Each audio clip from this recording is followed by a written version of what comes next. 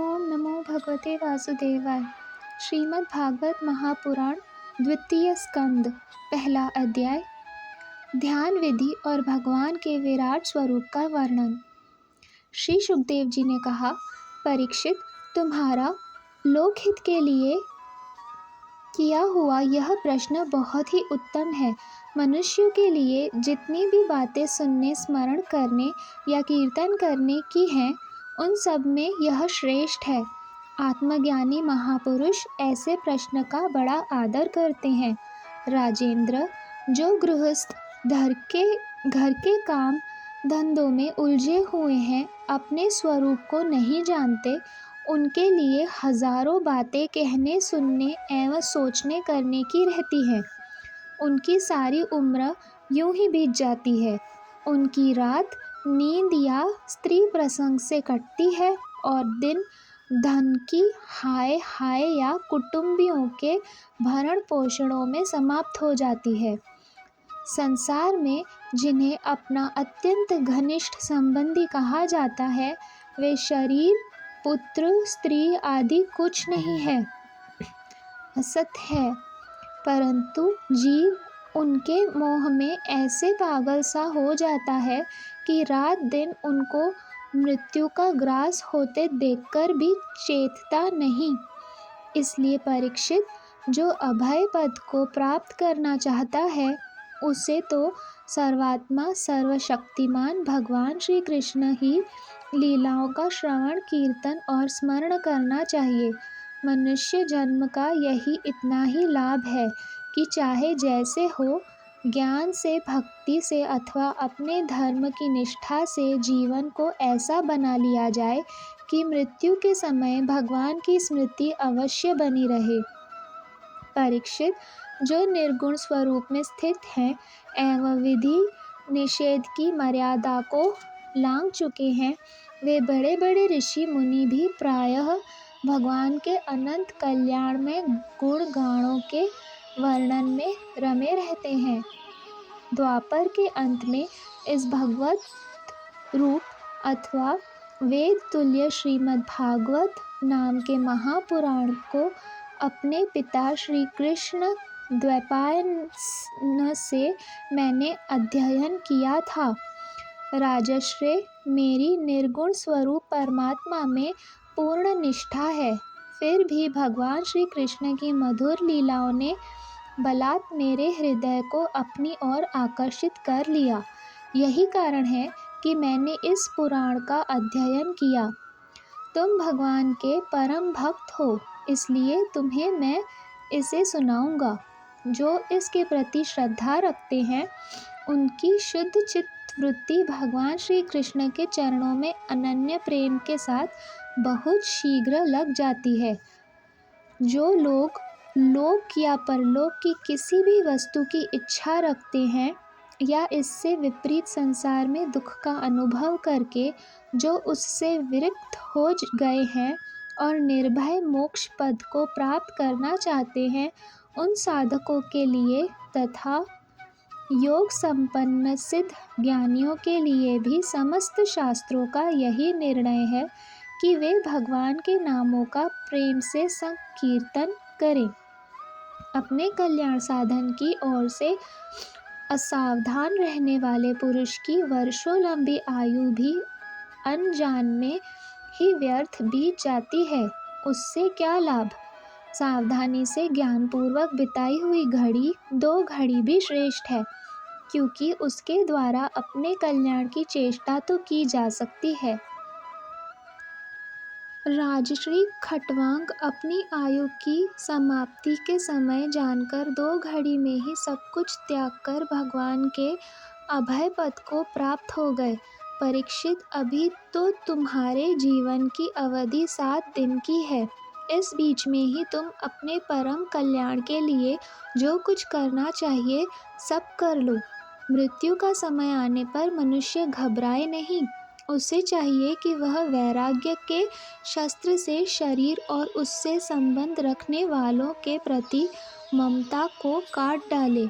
धैर्य के साथ घर से निकलकर पवित्र तीर्थ के जल में स्नान करे और पवित्र तथा एकांत स्थान में विधि पूर्वक आसन लगाकर बैठ जाए। तत्पश्चात परम पवित्र औम इन 3 मात्राओं से युक्त प्रणव का मन ही मन जप करे। प्राणवायु को वश में करके मन का दमन करे और एक क्षण के लिए भी प्रणव को न भूले।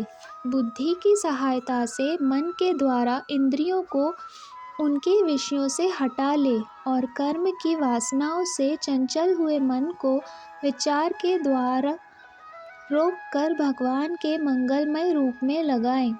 स्थिर चित्त से भगवान के श्री विग्रह में से किसी एक अंग का ध्यान करें।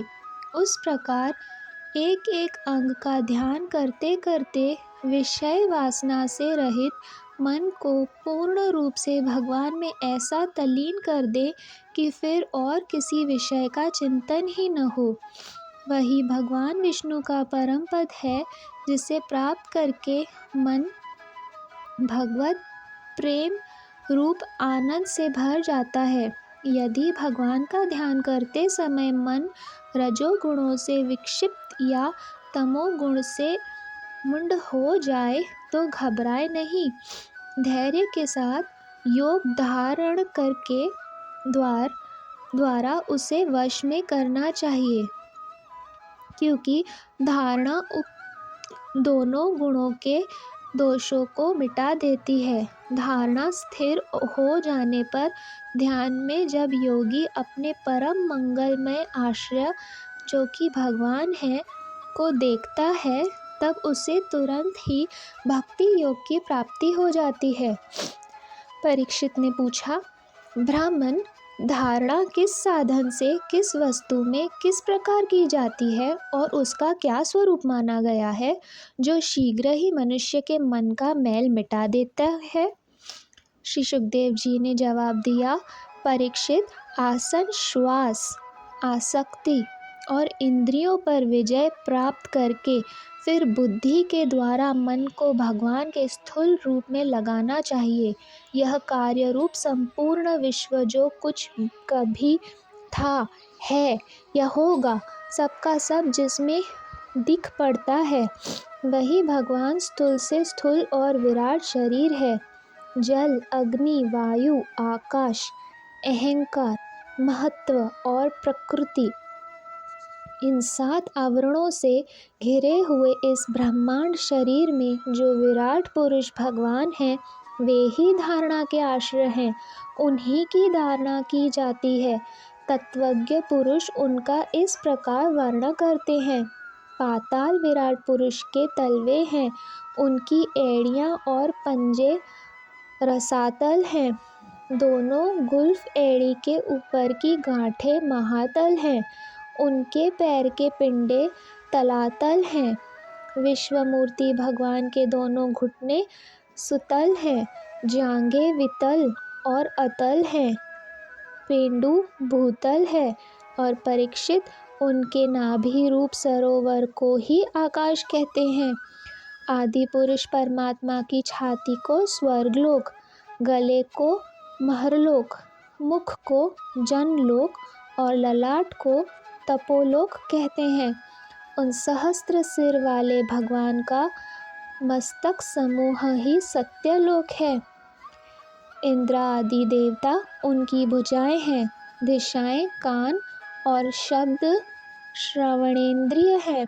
दोनों अश्विनी कुमार उनकी नासिका के छिद्र हैं। गंध घ्राणेन्द्रिय है और धधकती हुई आग उनका मुख है।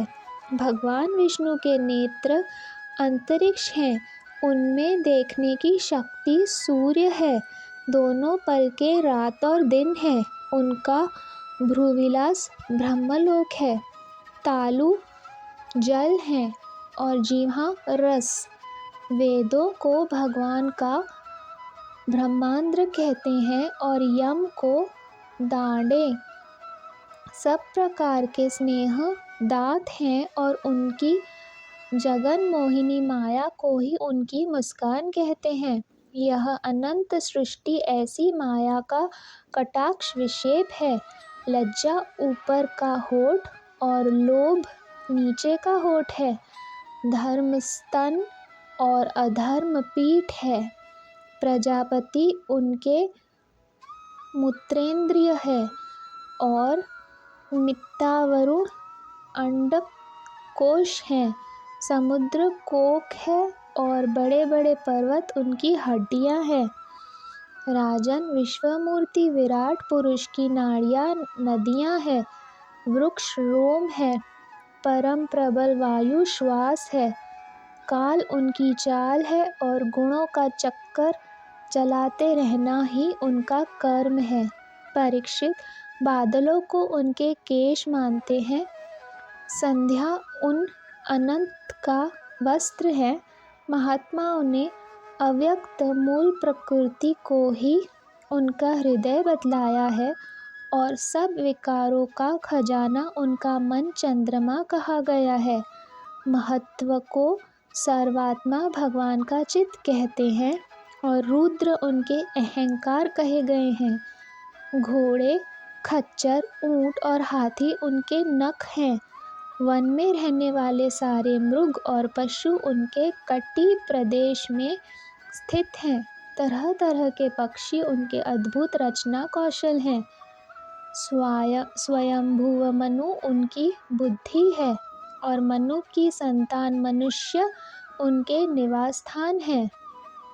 गंधर्व, विद्याधर, चारण और अप्सराएं उनके षट्ज आदि स्वरों की स्मृति हैं। दैत्य उनके वीर्य हैं। ब्राह्मण मुख, क्षत्रिय भुजाएं, वैश्य जंघाएं और शूद्र उन विराट पुरुष के चरण हैं।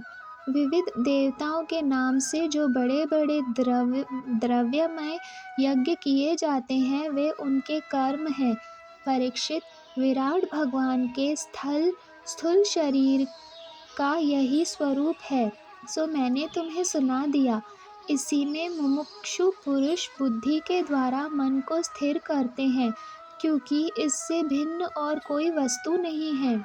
जैसे स्वप्न देखने वाला स्वप्न अवस्था में अपने आप को ही विविध पदार्थों के रूप में देखता है, वैसे ही सबकी बुद्धि वृत्तियों के द्वारा सब कुछ अनुभव करने वाला सर्वांत अंतर्यामी परमात्मा भी एक ही है। उन सत्य स्वरूप आनंद निधि भगवान का ही भजन करना चाहिए। अन्य किसी भी वस्तु में आसक्ति नहीं करनी चाहिए, क्योंकि यह आसक्ति जीव के अधःपतन का हेतु है। ओम नमो भगवते वासुदेवाय।